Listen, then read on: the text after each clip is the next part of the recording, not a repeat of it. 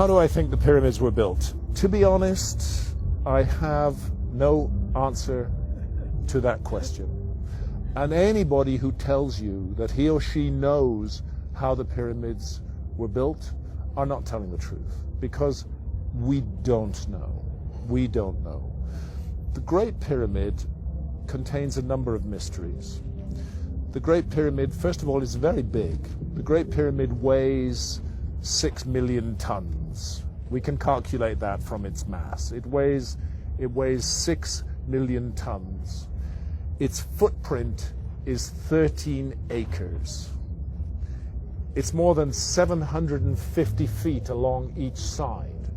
It's 481 feet tall.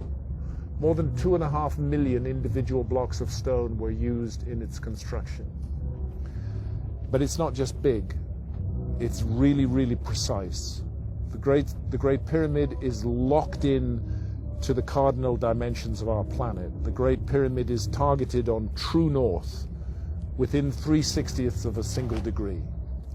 Now, no modern builder would create a large building and add onto his or her shoulders the additional burden of aligning it to true north within a fraction of a single degree. They just wouldn't get it. They wouldn't understand why it was important to do that. But something drove the builders of the Great Pyramid to go to a very great additional trouble, not only to create this massive, imposing monument, but also to lock it on to true north. And then other things, to incorporate into its dimensions the dimensions of our planet.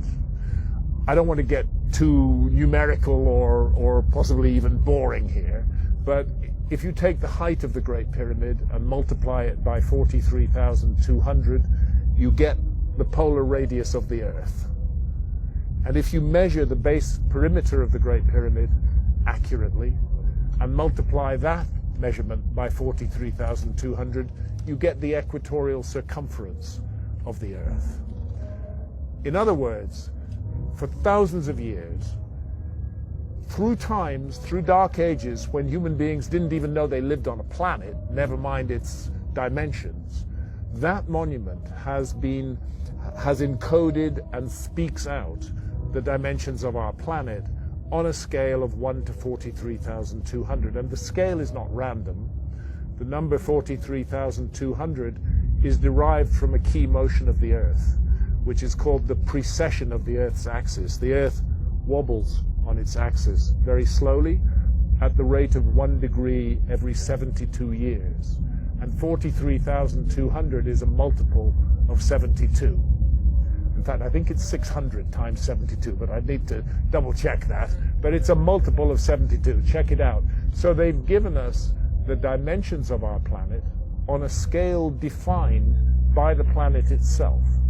And that's an incredibly clever thing to do. How on earth did they do it? Where did that knowledge come from? This is why I'm forced to consider the possibility of a lost civilization in the human story. This is a work of almost, but not quite, space-age precision. It contains errors, but they are human errors for sure, but they're very tiny.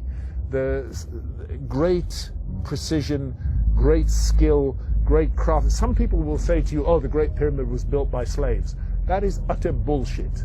No slaves were ever involved in the construction of the Great Pyramid. As far as I know, there were no slaves in Old Kingdom Egypt whatsoever.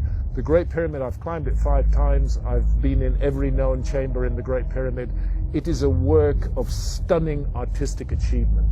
You're looking at the work of masters of architecture at the peak of their skill. Not an unwilling labor force, but people who gave their labor to that work with love and with care and with attention. There are blocks of stone weighing 70 tons that have been raised more than 300 feet above the ground. And we're not talking a couple of blocks, we're talking dozens of blocks of that weight. The average block weighs about 2.5 tons. It's the moving of those huge blocks of stone, their arrangement into a high precision monument, and the achievement of actually doing it, because you know if you make a small mistake at the base, by the time you get to the summit of your 481 foot high pyramid, you don't have a pyramid, you have a corkscrew. They got it all right, and nobody today can explain how they did it with the knowledge that is supposed to have been available in ancient Egypt in the Old Kingdom, and with the tools that are supposed to have been available. And that's why I can't help feeling that we are missing some chapter from the human story.